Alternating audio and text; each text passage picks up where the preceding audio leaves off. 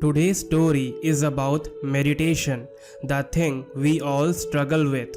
This simple story of Buddha will give you a new vision of doing meditation. There is a famous story about a musician named Shona who was discouraged with his meditation practice and went to the Buddha to ask for instruction. He asked the Buddha about the best way to meditate. The Buddha asked Shona, "What happens when you tune your instrument too tightly?" "The strings break," the musician replied. "And what happens when you string it too loosely?" "When it's too loose, no sound comes out," the musician answered. "The string that produces a tuneful sound is not too tight and not too loose." "That," said the Buddha, "is how to practice, not too tight and not too loose."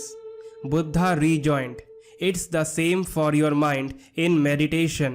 It should neither be too concentrated nor too relaxed."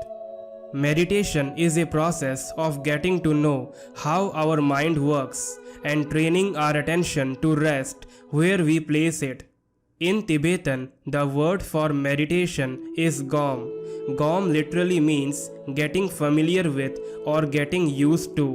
By practicing meditation, you can get used to remaining present undisturbed by whatever thoughts or emotions arise in your mind. However, our mind normally behaves like an excited monkey, jumping from place to place. Our mind thinks about this and then it thinks about that. We sit down to meditate and at first we are present, watching our breath, but after a few moments we are lost in a daydream. We have started out by watching the breath, but soon we are on a different planet. When several minutes have passed, we realize we forgot all about the breath.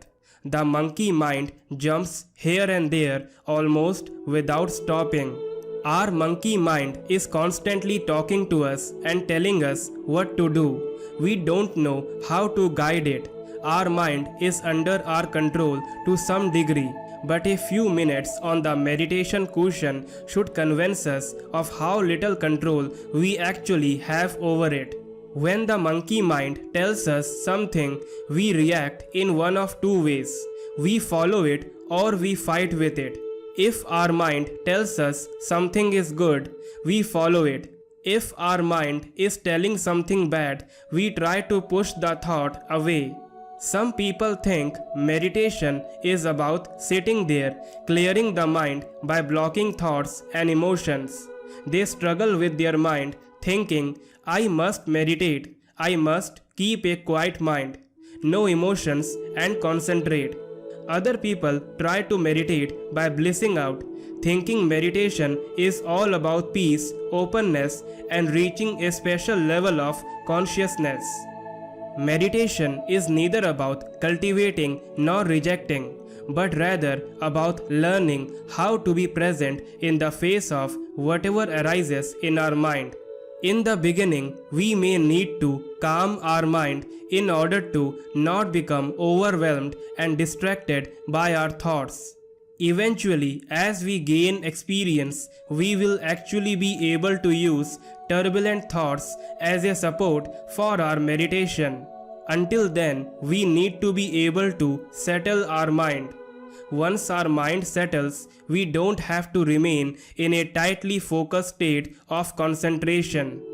The mind is naturally open. We don't need to do anything to open it up. If the mind weren't already open, nothing would be able to appear in the mind. Yet everything that appears to us appears in the mind.